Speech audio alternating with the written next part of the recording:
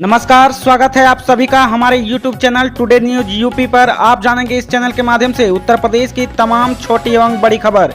तो वीडियो के अंत तक बने रहें। साथ ही चैनल को सब्सक्राइब नहीं किया है तो सब्सक्राइब करके बेल आइकन को प्रेस कर लें। और आप यूपी के किस जिले से न्यूज को देख रहे हैं कमेंट में जरूर बताएं। तो चलिए खबर को शुरू करते हैं, जानते हैं आज का मुख्य समाचार।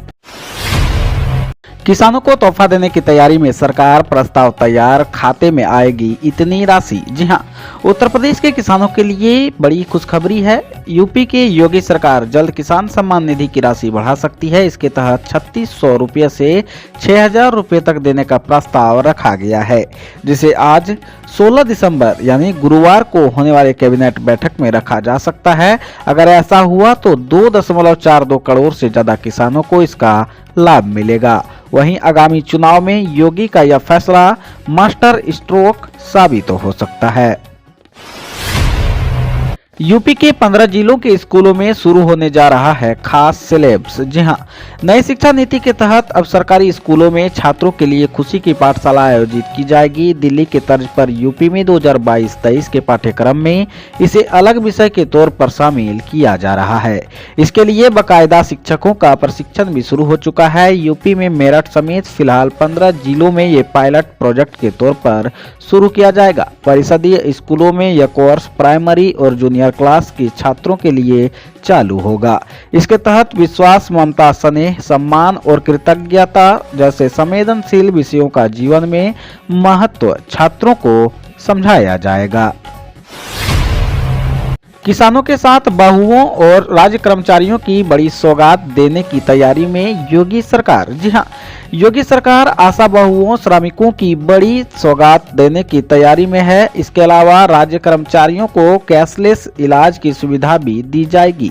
सूत्रों के मुताबिक आशा बहुओं के भत्ते के रूप में 750 रुपये की वृद्धि की जा सकती है। वर्तमान में उन्हें 750 रुपये मिलता है, इस तरह उन्हें 1500 रुपये मिलेंगे। मुख्यमंत्री योगी आदित्यनाथ जल्द आशा बहुओं को मोबाइल सेट का वितरित करेंगे। इसके अलावा योगी सरकार लाखों श्रमिकों को भत्ते के रूप में सौगात देने पर विचार कर रही है। भत्ते की राशि अभी तय होना बाकी है।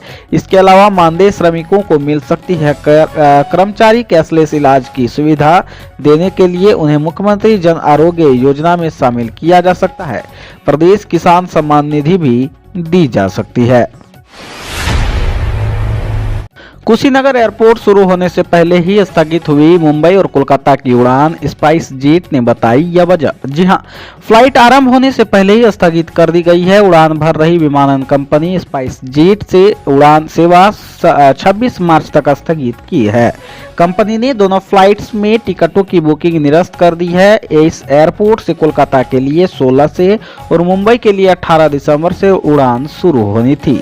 कंपनी के मीडिया सेल ने इसका कारण ओमिक्रॉन से सुरक्षा व सतर्कता बताया है। हालांकि दिल्ली से आने वाली फ्लाइट में कोई परिवर्तन नहीं किया गया है।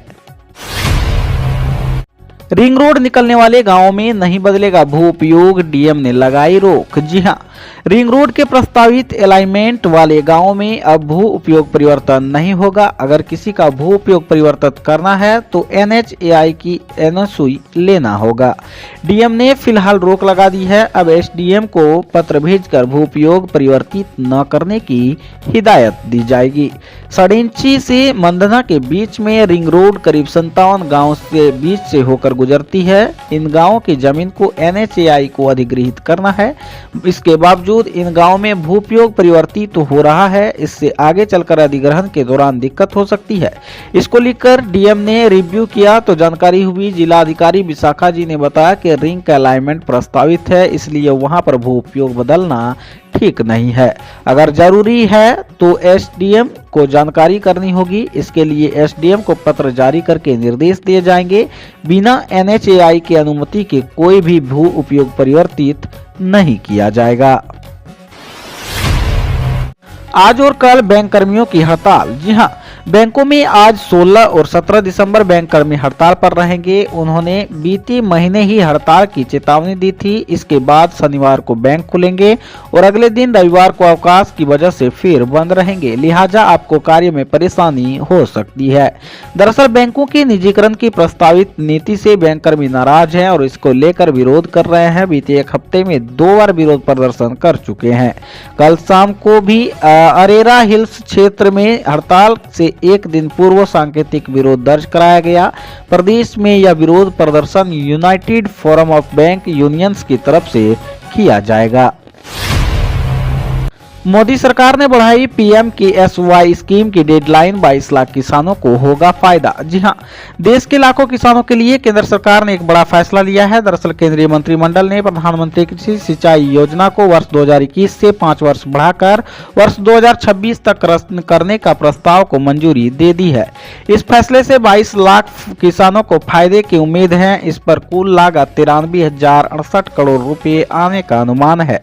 सूचना प्रसारण मंत्री अनुराग ठाकुर और जल शक्ति मंत्री गजेंद्र सिंह शेखावत ने केंद्रीय मंत्रिमंडल की बैठक के बाद संवाददाताओं को यह जानकारी दी। यूपी पुलिस भर्ती पर अखिलेश यादव ने किया बड़ा चुनावी वादा। जी हां, समाजवादी पार्टी अध्यक्ष अखिलेश यादव ने जफराबाद विधानसभा क्षेत्र के धर्मापुर बाजार में समाजवादी विजय रथ यात्रा के अगले चरण की शुरुआत करते हुए योगी सरकार पर जमकर हमला बोला। रोजगार के मोर्चे पर योगी सरकार को पूरी तरह विफल बताते हुए अखिलेश ने कहा कि आज प्रदेश का नौजवान बेकारी और बेरोजगारी से परेशान है।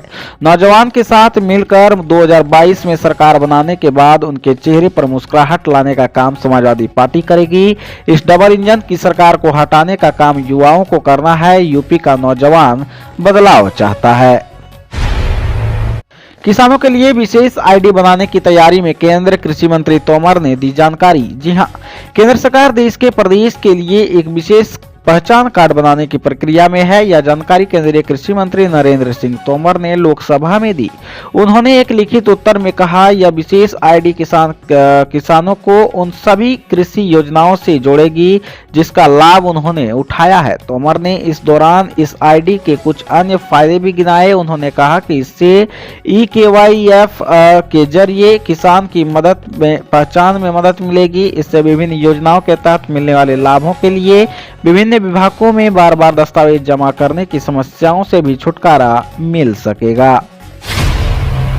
आज से रोज बढ़ेगी ठंड, रातें होंगी ज्यादा सर्द। जी हां, दिसंबर में अब रात को कपकपाने वाली ठंड शुरू हो गई है। अब हर रोज ठंड सताएगी। मौसम विज्ञानियों की माने तो रात का तापमान 19 दिसंबर तक 6 डिग्री सेल्सियस तक पहुंचने की संभावनाएं हैं।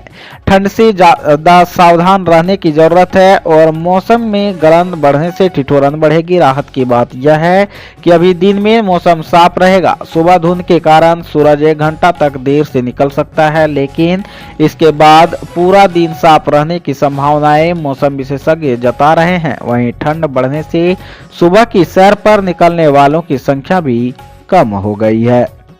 उत्तर प्रदेश की तमाम बड़ी खबरों से अपडेट रहने के लिए हमारे चैनल टुडे न्यूज को सब्सक्राइब करें और बेल आइकन को दबाना ना भूलें।